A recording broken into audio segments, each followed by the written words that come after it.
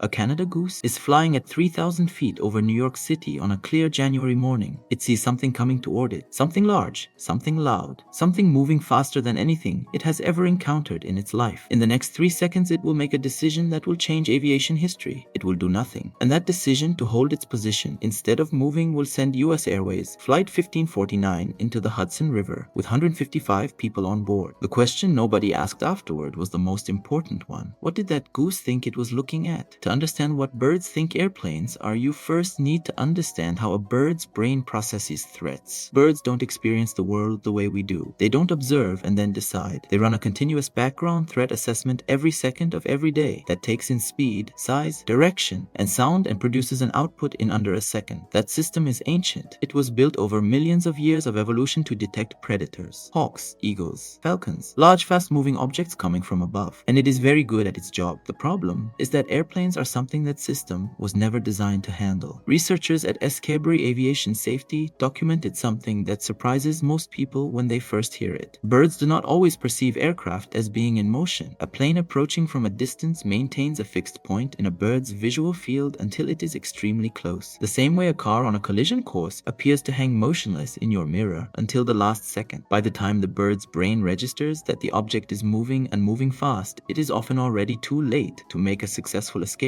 Scientists who study bird behavior around aircraft have found that birds don't all respond the same way. They fall into 3 distinct categories based on their experience and species. The first category is the nave bird, one that has never encountered aircraft before. Research confirms that nave birds show almost no response to approaching planes. Their threat system searches for a pattern. It recognizes a predator silhouette, a specific movement signature, and finds nothing that matches, so it produces no alarm response at all. The bird holds its position and the plane hits it. The second category is the habituated bird, one that lives near an airport and has encountered aircraft hundreds of times with no negative outcome. These birds have learned through repetition that planes are not a threat. They become even less reactive than nave birds. They don't flee. They don't alarm call. They barely look up. Airport wildlife managers call this one of the most dangerous situations in aviation biology. A bird that has completely stopped treating a 200-ton object moving at 200 miles per hour as something worth paying attention to. The third category is the most fascinating, the experienced bird, one that has had a close call with an aircraft or witnessed another bird get struck. These birds behave completely differently. They flee earlier. They alarm call louder. They share the information with others. The same object, 3 completely different responses, depending entirely on what the bird has learned to associate with it. But here is where it gets genuinely strange. Some birds don't ignore aircraft. They attack them. Researchers and pilots have documented multiple cases of raptors, hawks, eagles, and falcons approaching aircraft aggressively, diving at them, following them, making contact with them. The explanation researchers favor is territory and rival confusion. Large soaring birds are highly territorial about airspace. They patrol specific altitude ranges and respond aggressively to anything they perceive as a competing aerial presence. A large aircraft maintaining altitude and producing no predator signature doesn't read as prey and doesn't read as threat. It reads as a rival, something occupying airspace that belongs to them. And so they do what they always do with rivals. They challenge it. A red-tailed hawk once struck a military aircraft canopy traveling at high speed. The impact killed the hawk instantly. Laboratory analysis confirmed the bird had made contact with the canopy at an angle consistent with a deliberate attack rather than an accidental collision. It didn't accidentally fly into the plane. It went after it. Vision is only part of how birds process the world around them. Sound is the other half, and aircraft create a sound problem that goes far beyond simple noise. Researchers at Cornell University studied wood thrushes living near a regional airport. They found that birds exposed to regular aircraft noise changed their singing behavior, singing louder at higher frequencies during quieter periods between flights. They were compensating, fighting to be heard above the noise the way you raise your voice in a loud restaurant. But here is the part that connects directly to what birds think planes are. Aircraft approach in near silence compared to what birds expect from something that size. Modern turbofan engines are significantly quieter than older aircraft. This means that by the time a bird's auditory system registers the sound of an approaching plane, the plane is already dangerously close. Birds that evolved to detect large predators by sound first and sight second are operating in a world where the largest moving objects arrive almost silently. Their entire early warning system is being bypassed before the visual system even has a chance to respond. Individual birds make bad decisions around aircraft. Flocks make catastrophically bad ones. When birds fly in formation, they relay on a behavior called collective response. One bird detects a threat and reacts. The reaction spreads through the flock faster than individual perception. The entire group moves as one. This system works perfectly against natural predators, it works terribly against aircraft. When a plane approaches a flock, the birds at the edges detect it first and begin to scatter. But instead of all moving in the same direction away from the plane, they scatter outward in all directions. Some go left, some go right, some go up, some go down, and some go directly into the flight path. In October 1960, Eastern Airlines Flight 375 took off from Boston Logan Airport and flew directly into a flock of European starlings at low altitude. The birds didn't flee the aircraft, they scattered into its engines. The plane lost power and crashed into Boston Harbor. 62 of the 72 people on board were killed. The starlings didn't choose to fly into the engines. Their collective escape system, the one that had kept their species alive for millions of years, simply had no correct answer for an object moving that fast from that direction at that speed. On January 15, 2009, US Airways Flight 1549 took off from LaGuardia Airport in New York. Less than 4.5 miles from the runway at 3,000 feet, the plane flew into a flock of Canada geese. Both engines ingested birds simultaneously and lost power completely. Captain Chesley Sullenberger had 208 seconds to land a powerless commercial aircraft with 155 people on board somewhere in New York City. He put it in the Hudson River. Everyone survived. The geese that caused it were later identified through feather and tissue samples recovered from the engines. They were migratory birds from a population that bred in Labrador, Canada. Birds that had never encountered a commercial airport environment. Birds whose threat system had never been trained to recognize a commercial aircraft as anything worth moving away from. They were doing exactly what their biology told them to do, holding altitude, maintaining formation, flying south for winter. They didn't know what they were flying into, and they had no way to know. That's not a failure of the birds. That's a collision between two completely different systems of navigating the world, one 60 million years old, one barely a century-old meeting in the same airspace at the same moment. So what do birds think airplanes are? The naive bird thinks they are nothing, an object that matches no pattern in a threat system built over millions of years. The habituated bird thinks they are background, irrelevant, something that has never heard it before and probably won't now. The territorial raptor thinks they are rivals, something occupying airspace that needs to be challenged. And the bird that has had a close call thinks they are exactly what they are, something large, fast, and dangerous, and moves accordingly. 4 different answers to the same question, all of them logical, all of them based on real experience, none of them wrong given what each bird actually knows. The sky was theirs for 60 million years before we arrived. They built every rule they have about how to survive up there without us. We showed up 100 years ago and started filling their airspace with objects that don't fit any category their biology ever prepared them for. They are still figuring out what we are, and honestly, given the timeline, they're doing pretty well. Which part surprised you most? The geese that caused the Hudson River landing, or the hawks that actually attack aircraft? Drop it in the comments. And if this changed how you look at the next bird you see near an airport, hit that like button, subscribe, and share this with someone who has never thought about what a bird sees when it looks at a plane.